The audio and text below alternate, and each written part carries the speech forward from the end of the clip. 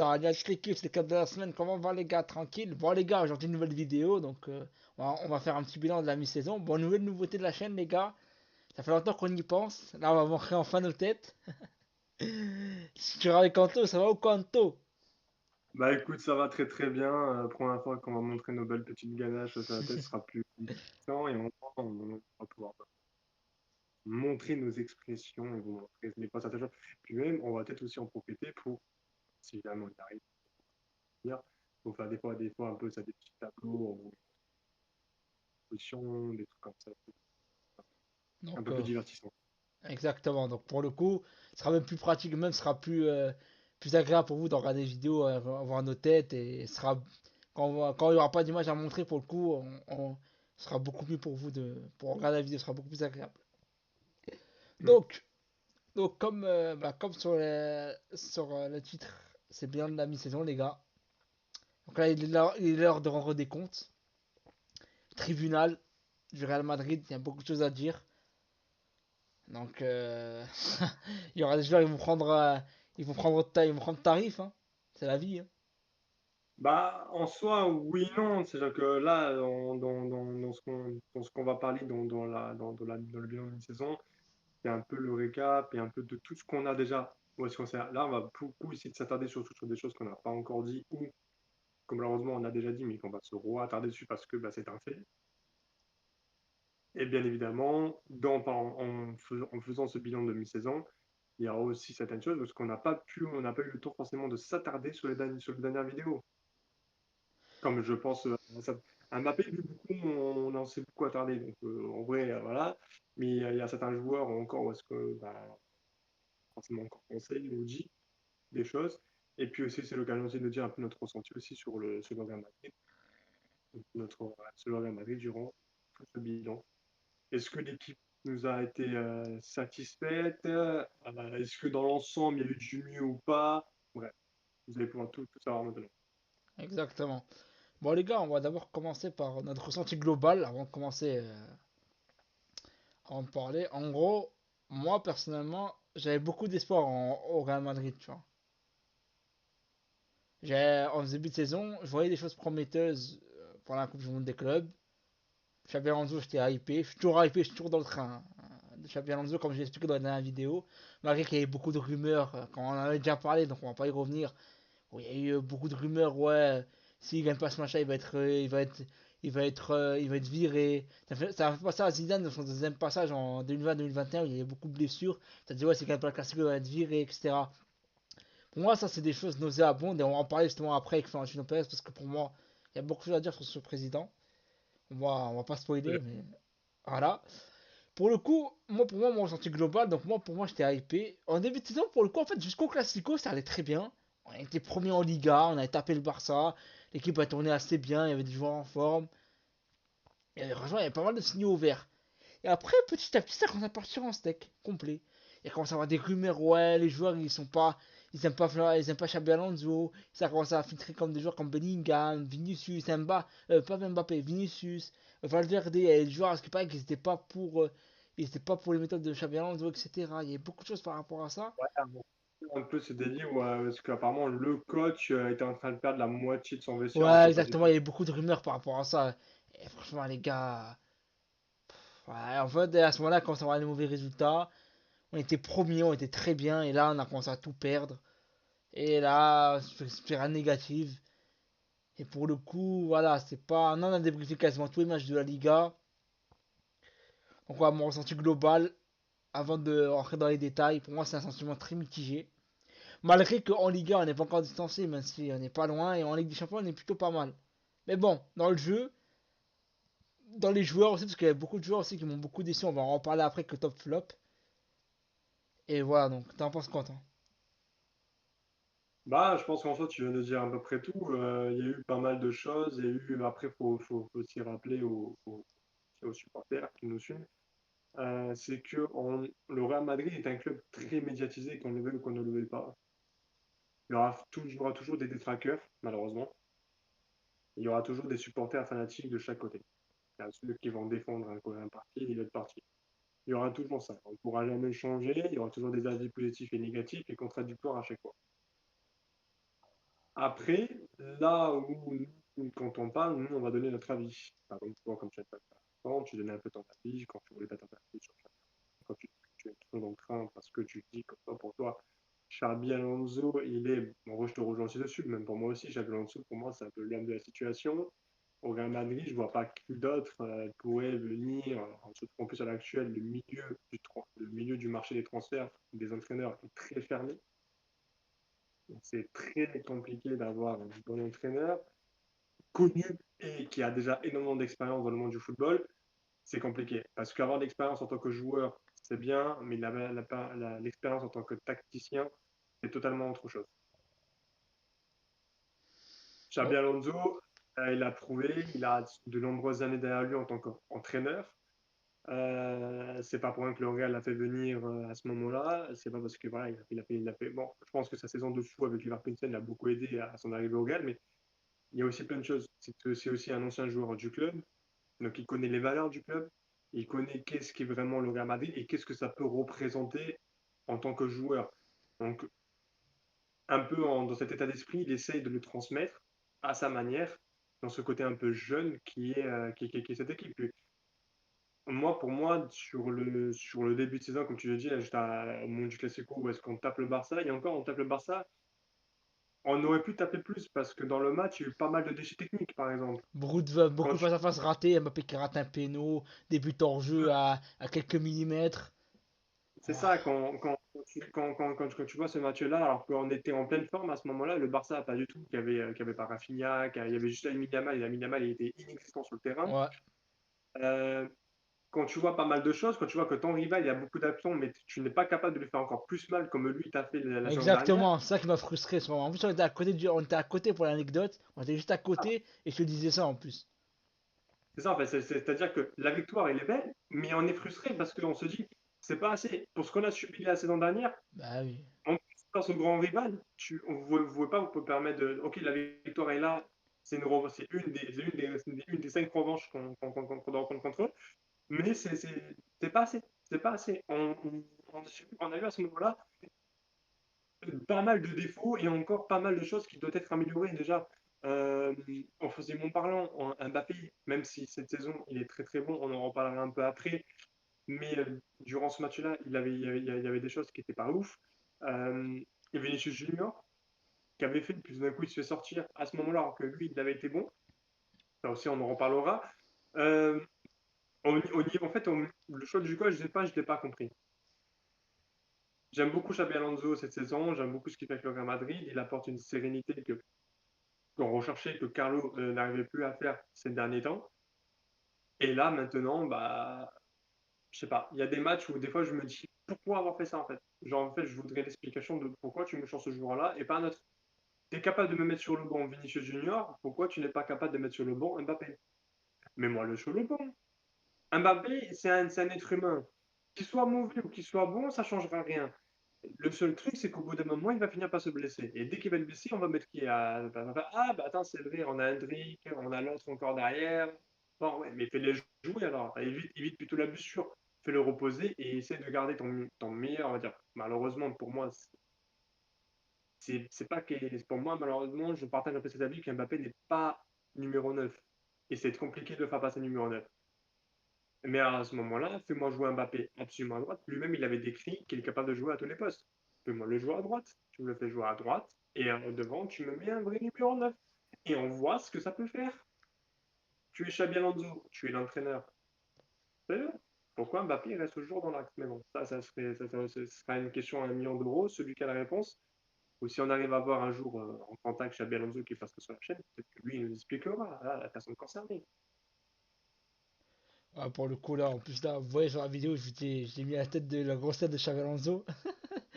Je l'ai mis sa, j'ai mis sa grosse tête pendant qu'Anthony parlait Xabi Alonso. Donc, bon, moi, les gars, voilà, on fonctionnera comme ça dans les vidéos. Maintenant, comme vous le savez. Donc, voilà, donc pour le coup, on a parlé un peu de Xabi Alonso. Alors, avant de parler de Florentino, parce que moi, Florentino, pour moi, pour moi, il y a beaucoup de choses à dire sur lui. Je vais d'abord parler un peu des classements. Donc, vous voyez, les gars, donc le classement de la Liga. Comme vous le voyez, le Real est à 4 points du Barça. Le base de Real avait 4 points d'avance. Ils ont perdu. Ils ont fait, je sais pas quand ils ont perdu. Ils ont. Ils ont fait 2 nuls et un match perdu, ça leur Ouais, a coûté. voilà. Ils ont. Frérot, t'as réussi à perdre 7 points. T'imagines? Non, mais je sais, c'est énorme, on s'en rend pas compte, mais Donc c'est les une gars, vous voyez le différence. classement de la Liga, donc voilà. Là où le Barça en ce début de saison était pas ouf, il y avait du mal, mais bon, ils étaient quand même parmi genre deuxième, mais ils avaient quand même du mal. Quand tu les vois repasser devant nous avec 4 points d'avance, bon, rien n'est joué, on le sait très bien, la saison n'est pas finie, ça va se disputer le titre du champion jusqu'à la fin, encore une fois. Bon, d'un côté, je préfère ça que de voir un trophée acquis trop rapidement. Euh, Moi, j'aime bien le côté un peu suspect. Moi, je suis parti des supporters, j'adore quand ça se joue à la dernière seconde. non, moi j'aime pas, moi. Moi, Je sais très bien, plus c'est maîtrisé, mieux c'est. mental des supporters, ça joue énormément. Mais en fait, moi, j'adore ce suspect parce qu'au moins, je me dis, bah, c'est pour ça, c'est pour une des raisons de pourquoi en vrai on regarde le foot tous ensemble. Genre, ça nous rappelle un peu de certaines bonnes époques entre le Barça et le Real Madrid où ça se jouait à rien et les équipes se donnaient à 100% de leur match. Donc moi, quand je vois ça, en vrai, je suis assez content. Mais là où est-ce que c'est inquiétant, c'est comme tu vas dire, on a été en avance, on a perdu énormément de points, on s'est fait regrimper de points, et encore pire, c'est que le Barça est repassé sur nous avec 4 points d'avance. Et encore, ils avaient une équipe qui était même pas au complète à chaque fois. Ouais, c'est C'est-à-dire que ça. même avec L'avantage, ils ont récupéré leur équipe, donc ça va être encore plus compliqué. ils ont réussi à gérer. C'est là en fait où c'est inquiétant, c'est-à-dire que le Barça est censé être normalement un club qui a failli être relégué, qui a subi beaucoup de choses. Puis attention, ce n'est pas encore fini, il y a encore un procès encore en cours du côté du Barça, avec une Et histoire par rapport. Florentino, il veut la peau du Barça, hein. Ben, Florentino, ça m'étonne pas. Florentino, Mais il a dit écoutez, ah, l'affaire Negreira, les gars, faut payer, faut khalas. en vrai, je suis entièrement d'accord avec toi. Quand tu vois tout ce qu'il faisait, en vrai, Florentino Pérez, il y en a beaucoup qui l'ont un peu dénigré, insulté. Je dis, ouais, mais il se mêle trop de ce qui passe mêler. En fait, au contraire, il essaie de sauver son plus grand rival et après, à la fin, on essaie de lui mettre à l'envers. Donc, au bout d'un moment, bon, pas... il y a des choses qui sont pas très honnêtes, on va dire, dans ce qui se passe dans les coulisses de la Liga. Ouais, mais lui, non, mais écoute, ça, voilà. Donc moi, pour le Mais coup, bon, alors, donc quoi, vas-y, continue après, sur la Liga. oui, bien sûr. Après, voilà, après, le Real Madrid perd des points, mais encore rien n'est joué, comme on vient de le dire. Il y a quand même quelques points d'avance. Le point de Et il retard, tu veux dire. suffit, ouais, il y a quelques points de retard sur le Barça. Il suffit que nous, on gagne pour l'instant nos matchs, ne serait-ce que 1 ou 2-0 à chaque match. On ne demande pas mieux. Et si le Barça, de toute façon, le Barça, ils vont finir par faire un faux pas, on le sait très bien. Comme à chaque fois, ils en font toujours un ou deux. La saison dernière, ils étaient au top. On a failli leur voler le trophée quand même. Ça s'est joué à rien. Ouais, bah, bon, après, parce ils ont perdu beaucoup de points, après nous, on était très nuls, donc... Voilà, c'est juste que nous, après, on n'a pas bien enclenché. Mais sinon, on leur volait le trophée, hein, littéralement. Bah, Et avec encore, une on était équipe là. un peu plus en forme, on gagne la Liga, mais bon. Après, Là, honnêtement, il va avoir encore un faux pas encore du Barça. C'est sûr, c'est acté. Il va en avoir un ou deux. Ils vont faire un match perdu, inconnu au bataillon. Et nous, à ce moment-là, on va rattraper des points et puis on va passer de 4 points de retard à un point. Donc, c'est là où tout va se jouer et nous, on va venir leur mettre la pression sur le classement. Donc, ça, honnêtement, je ne m'inquiète pas beaucoup pour le classement de la Liga. Après, le classement de la LDC. ouais, super transition. Donc, pour le coup, je vais te donner, donne ton avis en premier, après ça va être à moi, vas-y. Là, comme vous voyez, les gars, le Real Madrid est top 8. Donc, C'est en vrai, les gars, pour vous dire, hein, quand vous finissez premier, je crois, les deux premiers ou un truc comme ça, ils ont pas les matchs retour, ils accueillent pas les matchs retour jusqu'en finale. Un délire comme ça. je crois qu'il y a un délire de ce style. Je Ouais, il y crois a un qu'il faut truc comme ça, terminer. je crois, les deux premiers ou un truc comme ça, les équipes accueilleront au match retour jusqu'en huitième, en quart, etc. Ouais, voilà, je crois que normalement, il faut terminer dans les 8 premiers ou dans les 9 premiers Non, du classement de la LDC. top 8 pour éviter les barrages. Et après, je crois les deux, donc le premier et le deuxième, je crois, ils accueillent jusqu'à la finale les matchs retour. Je crois que c'est ça, c'est quand tu es premier, deuxième, tu peux avoir beaucoup de matchs à domicile, un peu plus de matchs à domicile. Et quand tu es les autres équipes du top 8, tu as, je crois, un match en quart de finale où tu es sûr de l'avoir à domicile et ainsi de suite pour. Je sais plus, Et voilà. bref, en cas, pour ceux qui, au pire, vous pouvez me dire ça en commentaire, hein, pour ceux qui savent. Ah, bien sûr, nous, il n'y a pas de Donc souci voilà, avec donc ça. le Real Madrid est 7ème, donc 4 victoires, 2 nuls, 2 défaites. Euh, donc je vais vous remontrer vite fait le classement en 2-2. Donc 4 victoires, donc 4 victoires, 4 belles victoires pour le coup. Enfin ouais, ça va, une bonne victoire et 2 défaites. Par contre les deux gros, hein, contre City, contre Liverpool, ils ont déjà débriefé. Malheureusement, bon, voilà. Mais bon, le principal c'est qu'on est encore dans le top 8, c'est quand même le point positif. Pour le coup, en Ligue des Champions, mis à part le match, moi, franchement, le match contre City m'a énormément frustré, comme je l'ai dit. Oh, Moi, je- pour moi on aura en faire 2 buts, honnêtement. Donc c'est frustrant, on aurait pu tellement faire beaucoup mieux. On a déjà parlé dans le débrief, on peut pas se répéter, mais c'est très frustrant quand même. Le point positif, c'est qu'on est encore dans le top 8, objectif top 8. Faire mieux que l'année dernière, déjà, on va éviter des 2 matchs pour rien en janvier, là. 2 matchs bourbiers qui servent strictement à que dalle. Et c'est voilà. exactement ça. Je pense que le Real Madrid, déjà par rapport à la saison dernière, ils se sont réveillés par rapport à ça. Ils ont repris du pas de la bête et on le voit très bien. Bon, là, actuellement, pour moi, les quatre premiers de ce classement de la LDC, petite parenthèse, sont pour moi les quatre favoris pour la place en finale Je suis d'accord, totalement de d'accord. cette, de Manchester, Paris, Bayern, Arsenal, c'est quatre monstres de leur championnat respectif qui sont honnêtement pour moi, ils ne méritent pas leur place du top 4 de la LDC. Et en plus, dans leur championnat, ils sont très très bons aussi. Donc, ils confirment à chaque fois. On a un peu de laisse du côté un peu. En fait, le Real Madrid, je ne veux pas dire qu'on a un peu de laisse, parce que c'est un club qui nous a toujours prouvé qu'en Ligue des Champions, même quand ils ne sont pas bien, mais ils arrivent à faire des choses. Un match en Ligue des Champions avec le Real Madrid, ça se joue 90 minutes à 100%. Beaucoup d'équipes arrivent à la 90e, dès qu'ils voient le ballon à sa 90e, ils commencent à ralentir. Ils disent, ah, c'est bon, vas-y, on a 2 buts d'avance sur l'adversaire. C'est bon, ils sont pliés, ils vont tomber KO. Le Real Madrid, c'est une équipe face à Manchester City, je me rappelle à une époque avec Karim Benzema. Manchester City pensait avoir gagné, ils ont commencé à ralentir le jeu, le Real a joué à bloc. Eux, ils étaient encore sereins, ils n'étaient même pas fatigués. Ils ont mis 2 buts en même pas 2 minutes de jeu et voilà. Voilà, ça c'était Le Real, la remontada de malade, ça. le Real qui se qualifie et qui élimine Manchester City en Ligue des Champions sur un match totalement Complètement fou. rocambolesque, Ouais, complètement fou. complètement. Et donc, à ce moment-là, c'est pour ça qu'on le dit toujours, le Real Madrid est une équipe totalement imprévisible. C'est-à-dire que même si elle est 7e, 8e, bref, quoi qu'il arrive, même si ça joue les barrages de Ligue des Champions, dire les barrages de 8e de finale de la Ligue des Champions, c'est une équipe que on est toujours, on doit toujours la prendre au sérieux. Même son adversaire doit toujours,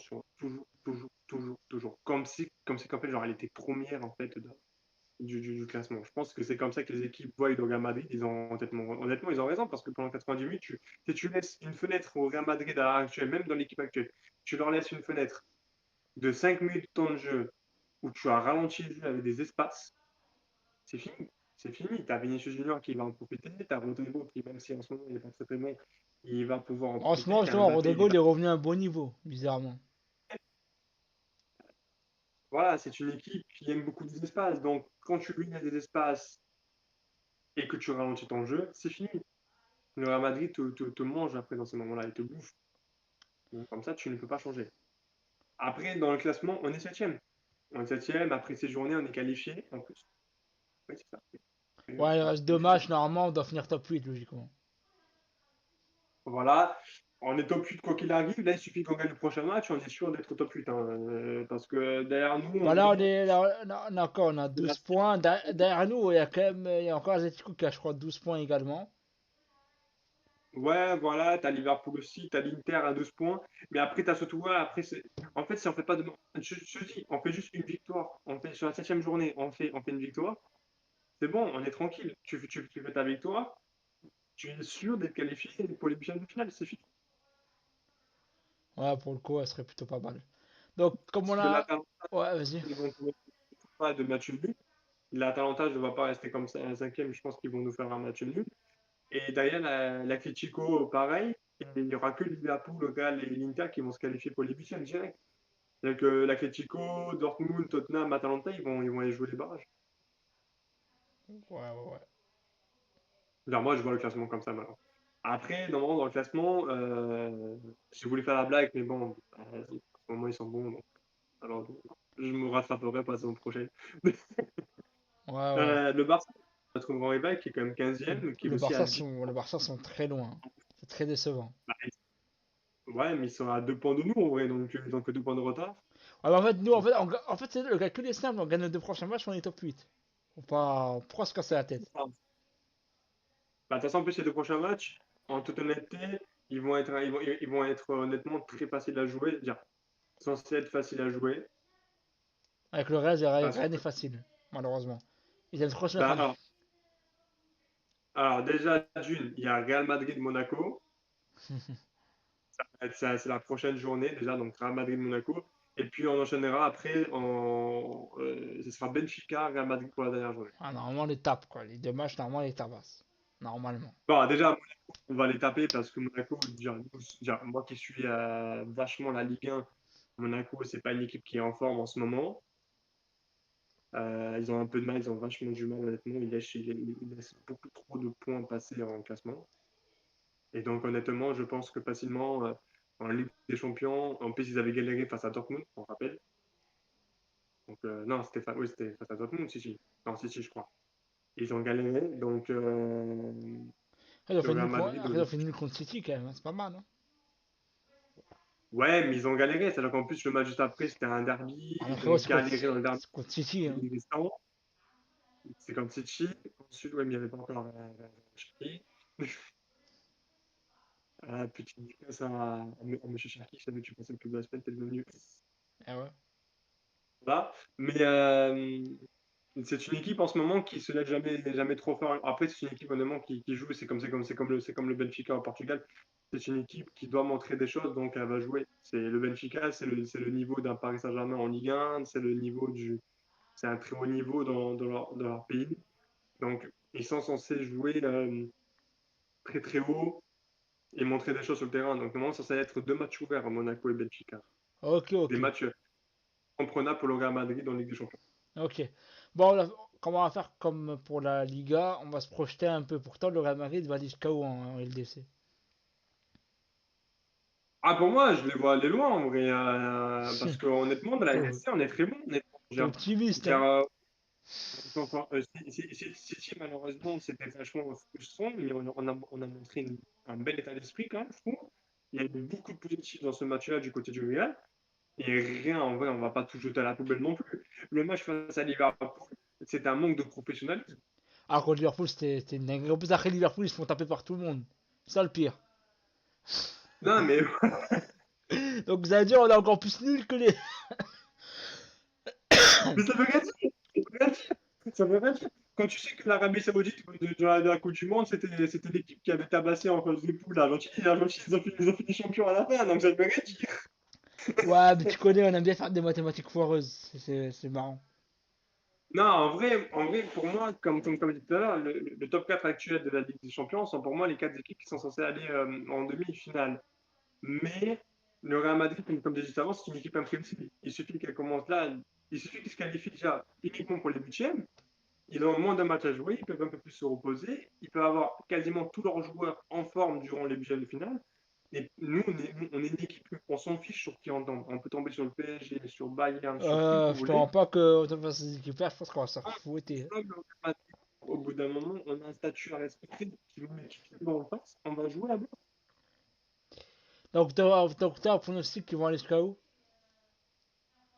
Ah, pour moi, je les vois bien aller au moins. Moi, pour moi, objectif demi-finale. Ils n'ont pas le choix. Ouais.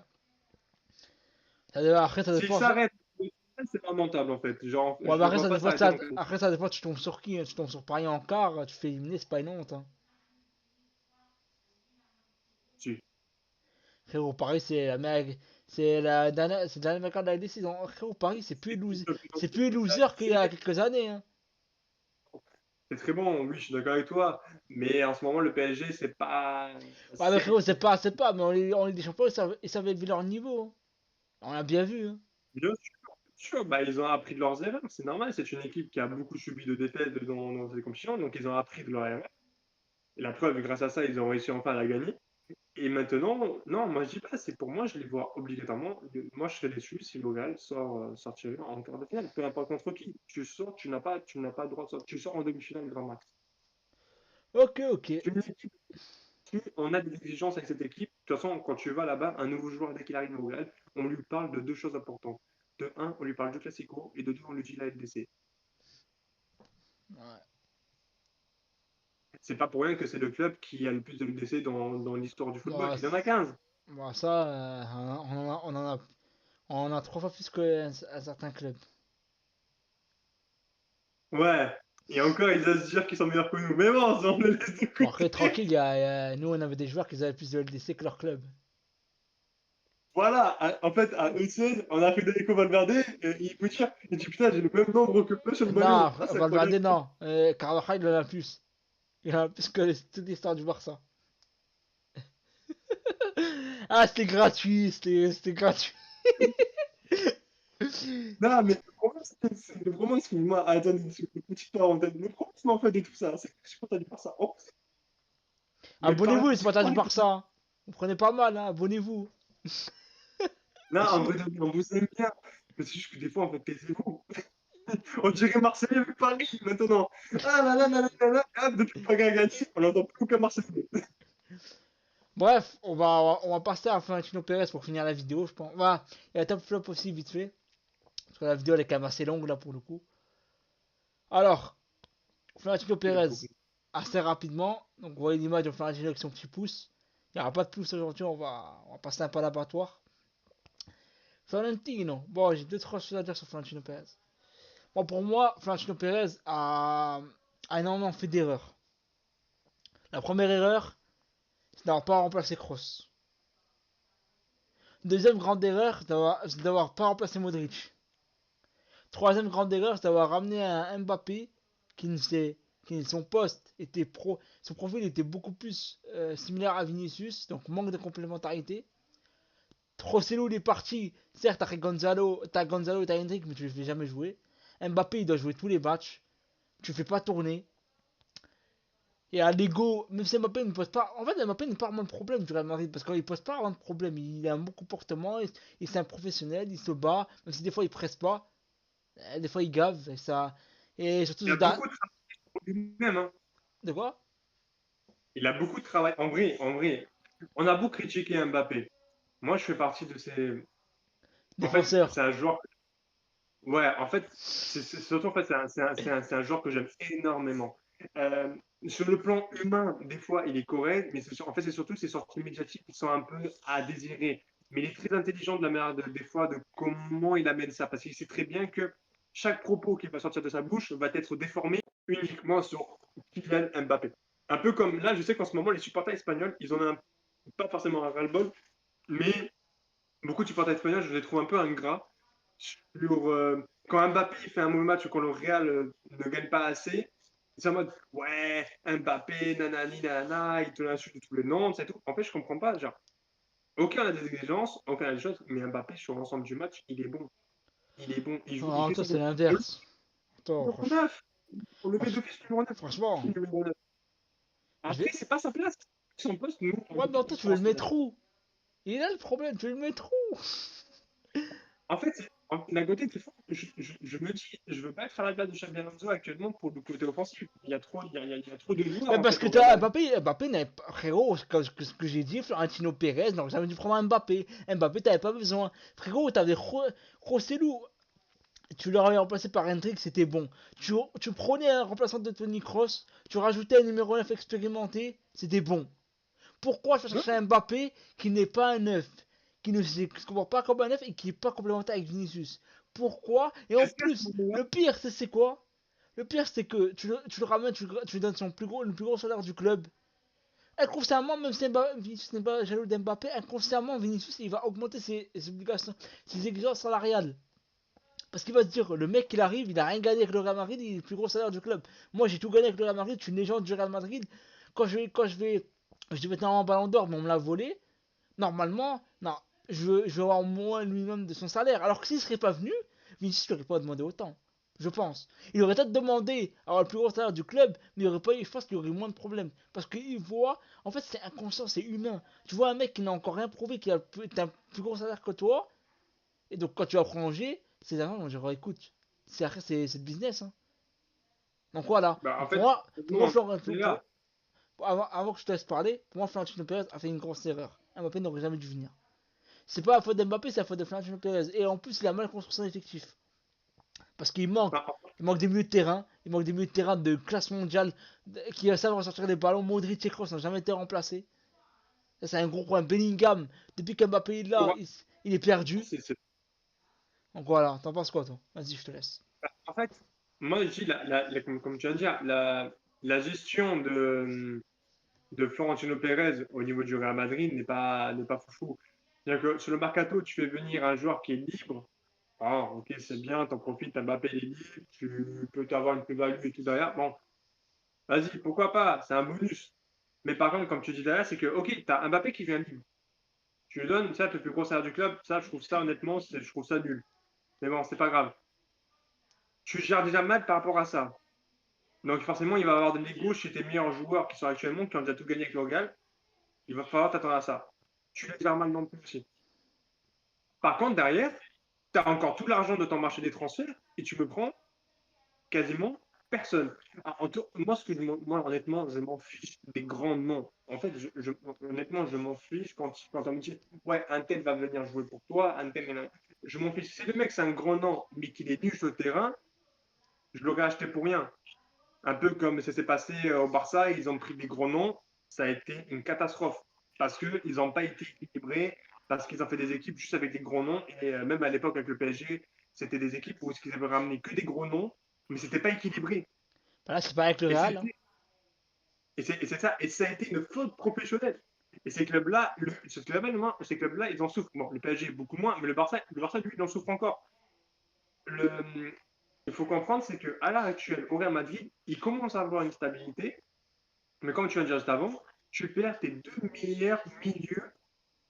Donc, en fait, ta colonne vertébrale, elle perd le plus important. Au niveau de ton terrain et ton effectif, tu perds de ta colonne vertébrale en x2. C'est immense. C'est-à-dire que tu perds un meneur de jeu et un mec qui était très bon pour garder le calme et le tempo d'un match. Tu ne peux pas les remplacer. C'est un peu comme ça se passe à City. Mais City, maintenant, ils ont dit on ne pourra jamais remplacer De Bruyne. Par contre, on va prendre un joueur qui a des qualités similaires à Kevin De Bruyne, et, mais qui est très bon et qui a un nouveau style de jeu à apporter à l'équipe. Ça fonctionne. Pourquoi tu ne me fais pas ça? Pourquoi tu ne vas pas me chercher un petit Pedri, par exemple? Même je sais, bon, ok, on va pas me dire que ça serait impossible, ils vont par ça. Mais rien n'est impossible. Tu vas chercher Vitinha ou tu vas venir. Au lieu de prendre Mbappé, on s'en fout. Ou tu prends un gros milieu de terrain de première ligue. Il y a des milieux de terrain. Au lieu de mettre, je sais pas combien d'argent sur Mbappé. L'argent, je pourrais le mettre sur Mbappé parce que Mbappé, tu vas quand même payer très cher avec la prime de la signature et tout. Frérot, cet argent-là, tu mets sur un gros milieu de terrain, un ou deux gros milieux de terrain. L'équipe elle est beaucoup plus équilibrée et c'est carré. Et tu gardes ton ossature de ce que t'as fait gagner la LDC avec Bellingham et tout. Bellingham, tu laisses son rôle de meneur de jeu avec Vinicius et Rodrigo. Rodrigo, il n'aurait pas eu cette crise de jalousie. Parce qu'après, Rodrigo, certes, il a eu un mauvais comportement après la finale de LDC parce qu'il a mis un coup de pression, il a dit ouais, si je suis pas titulaire, je pars et tout. Mais tu vois, à cause de quoi? À cause du fait qu'Mbappé allait venir, il avait pas pour sa place. Donc déjà, t'aurais pas eu frein de Rodrigo, premièrement. T'aurais pris un numéro 9 un peu expérimenté, ou t'aurais fait grandir Hendrik. Hendrik aurait beaucoup plus de temps de jeu. Hendrik, il a un gros potentiel. En plus, il a signé à, en, en plus, il a signé à Lyon en prêt, donc il va tout casser. Donc, t'aurais fait jouer Hendrik beaucoup plus, Arda Güler beaucoup plus. Donc, en fait, t'aurais laissé beaucoup plus les jeunes émerger. Avec 2-3 joueurs expérimentés que t'aurais pris, et l'équipe serait équilibrée, tout serait nickel. Mais finalement, t'as Un décidé peu de comme prendre Mbappé pour le bling bling. T'as décidé de faire la même erreur. Florentino Pérez a fait exactement la même erreur que s'est passé avec les Galactiques, avec les de Zidane et tout. Il a voulu prendre Beckham, Owen, Figo. Il pensait beaucoup plus au bling bling qu'à l'équipe sportif. Voilà ce qui s'est passé. il aurait dû faire comme à l'époque, quand Cristiano Ronaldo signe au Real Madrid. Il y avait une équipe quasiment composée de jeunes joueurs. Et ça a bien fonctionné, ça a bien plu parce que tu as eu le temps de les former, le temps de les faire grandir. Et ces mêmes joueurs-là, ils t'ont gagné plusieurs fois à la LDC. Donc, au bout d'un moment, tu vois que ça a fonctionné. Pourquoi tu ne reprends pas ta base sur laquelle tu étais serein et stable? Il est parti Non. d'un truc. Ouais, c'est une très, très, très bonne transition. quand tu pars sur le côté des Galactiques de l'époque, tu es en train de refaire la même chose, en fait. Genre, je trouve ça débile de faire ça. Et heureusement, parce qu'on parlait que quand Mbappé il avait signé au Real Madrid, juste après, ça a parlé que Erling Haaland allait venir. Je me suis dit, mais c'est une dinguerie, Ça tu parle fais encore, pas. ça, tu sais que ça parle encore d'Haaland. Si Vinicius qui part, il veut l'Haaland. Ah, c'est fini, je ne dis pas, il veut la lande. Ouais, mais frérot, il veut. Comment tu vas faire? Mbappé, tu vas mettre à gauche, mais ce qu'il va te défendre, ça va être un carnage. Mbappé Haaland, je crois que ça va. Là, ton problème, tu vas avoir le retour du contenu, le retour défensif. Et à tout moment, c'est Erling Haaland qui va faire le retour défensif. Et Mbappé, tu penses qu'il veut la honte. Non, frérot, ça a une tête, moi, désolé. Bref, sinon, les gars, on va passer au vite fait au top et flop, parce que sinon, la vidéo va Et enfin, durer. il faudrait qu'Mbappé, en fait, il faudrait qu'Mbappé prenne le style d'esprit que Vinicius a, c'est-à-dire être un vrai ailier. Et ça va être compliqué pour Mbappé parce qu'il commence à s'habituer au poste de numéro 9 et ça, c'est compliqué pour lui. Bref, voilà, donc, les gars, la vidéo, je pense qu'elle est assez longue. Désolé pour vous. J'espère que ça vous aura plu. On va continuer vite fait on va finir sur le top flop en rapidos. Bien sûr. Donc, on voyait à l'image, là, on va le faire en voix off pour le coup, comme ça, c'est plus simple. Donc, en top, j'ai mis Courtois, meilleur gardien du monde. Heureusement, il nous a sauvé plusieurs fois. Mbappé, malgré qu'on l'a critiqué, il a quand même fait ses stats. Meilleur buteur européen, meilleur buteur de la Liga. Il a fait son taf. Carreras, très bonne recrue. Carreras, très très bon. Chouameni également, très très bon. Donc, voilà. Donc, on les a choisi, nous quatre. On a pris 3 flops. Donc, Vinicius, je trouve flop par rapport à son niveau. Pour moi, il va faire beaucoup plus. C'est trop sur le corps alternatif, c'est pas bon. Rudiger, même pas besoin d'en parler. Rudiger, certes, il est blessé, il joue pas à 100%, mais je trouve des fois il est trop brusque dans cette intervention. Il nous a beaucoup coûté des matchs. Tout le match contre City, il nous a flingué le match. Rodrigo, même si là il revient bien sur l'ensemble de la partie saison, c'est décevant, très moyen. Donc voilà, pour conclure. Les gars, n'hésitez pas à nous dire ça en commentaire. Si vous êtes d'accord ou pas, dites-nous votre top flop pour le coup. Et, voilà, Oui, voilà. n'hésitez pas à nous dire voilà, votre top et flop que vous avez aimé, vous, de votre côté, au niveau du Real Madrid. Est-ce que vous êtes d'accord aussi avec le nôtre? N'hésitez pas aussi à argumenter. Et aussi, n'hésitez pas aussi à nous dire si on a oublié des joueurs sur lesquels on aurait pu s'attarder. De toute façon, au pire des cas, on refera une vidéo. Hein, y a pas de souci, quoi. Exactement. Bon, les gars, parce qu'on a tout dit, t'en penses quoi? Je pense qu'on a dit pas mal de choses. Après, est-ce que tu penses qu'on a fait le tour? Je pense qu'on a, frérot, on a quasiment à 40 minutes de vidéo. Je pense qu'on a fait le tour, hein. Bon, bienvenue sur le live du bilan de la saison de Real Madrid. Après, les gars, c'était un bilan, donc pour le coup, fallait un peu développer. Donc, sinon, les vidéos, généralement, elles sont pas aussi longues que ça. Donc, les gars, n'hésitez pas à liker, commenter, partager. Et moi, je vous dis à la prochaine. Goodbye. Ciao!